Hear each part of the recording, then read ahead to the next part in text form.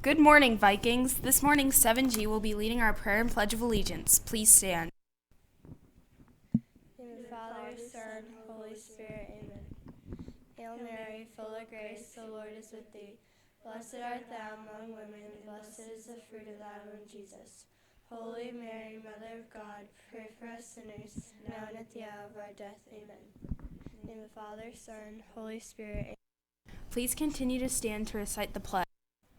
I pledge allegiance to the flag of the United States of America, and to the republic for which it stands, one nation, under God, indivisible, with liberty and justice for all.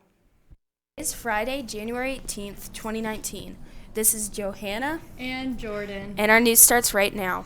Guess what, HRA? We have a 3-day weekend. On Monday, we celebrate Martin Luther King, his life and achievements. King was an influential American civil rights leader, most well known for his campaigns to end racial segregation on public transport and for racial equality in the United States. On Martin Luther King Day, people are encouraged to give up some of their time to volunteer in citizen action groups. Many people aided Reverend King in the push for equality. One of them was Rosa Parks, who is known as the First Lady of Civil Rights and is best known for her role in the Montgomery, Alabama bus boycott. Prior to desegregation, African Americans had to use the black-only sections in the back of the buses. Rosa Parks defied this rule and refused the bus driver's request that she give up her seat for a white person. She was arrested and put in jail. Her willingness to become a controversial figure inspired the black community to boycott the Montgomery buses for over a year, the first major action of the post-war civil rights movement. In Montgomery, the bus lawsuit eventually succeeded in November 1956. Although widely honored in later years, she also suffered for her act. She was fired from her job as a seamstress in a local department store and received death threats for years afterwards. After her death at the age of 92 in 2005, her casket was transported to Washington, D.C.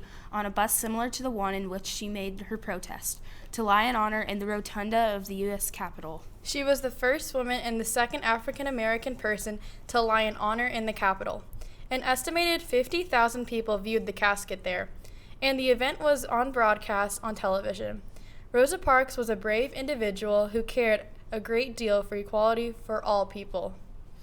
GeoBeers, this is it. The GeoB is this afternoon. See if you know this one, and if you don't, a student in Mr. Bledsoe's class might be able to help.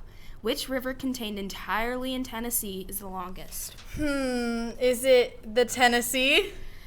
No, not the Tennessee.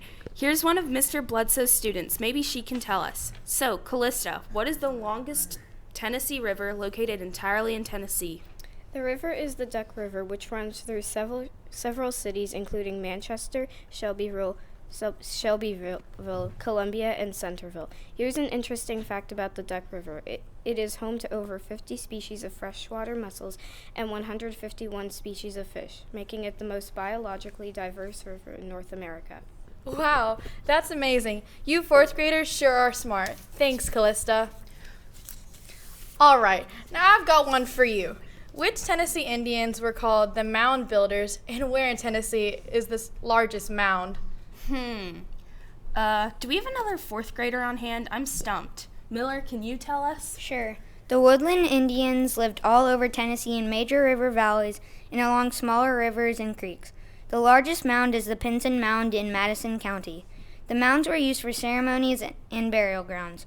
Archaeologists believe the Woodlands Indians developed the bow and arrow. Hey, Mr. Walsh, did you hear that? I think the fourth grade should be allowed in the GOB. Thank you, fourth grade. Good luck, all you GeoBeers. Make us proud. Now over to 7G with the word of the day. Good morning, HRA. Today we're doing some more trivia, and the sport we're doing is gymnastics. Here's Valentina for the question. This UCLA gymnast scored a perfect 10 recently in her floor routine, and this video has gone viral. Her name is Caitlin Ohashi. She scored a 10, a perfect 10. And now back to Sophie. Hi Vikings! Today in Nashville, it is currently 42 degrees with a high of 50 degrees and a low of 40 degrees. It's raining outside, so stay inside or else you'll get wet. For lunch today, you have build your own taco, baked potato, ham and cheese on wheat, salad bar, and grilled cheese. Now, back to our anchor. Thanks for joining us today. This is Johanna And Jordan at WHRA, where we're being honored to ourselves, our family, school, and church, take responsibility for our words and actions, and strive to achieve as students and citizens. Have a fabulous Friday and a wonderful weekend.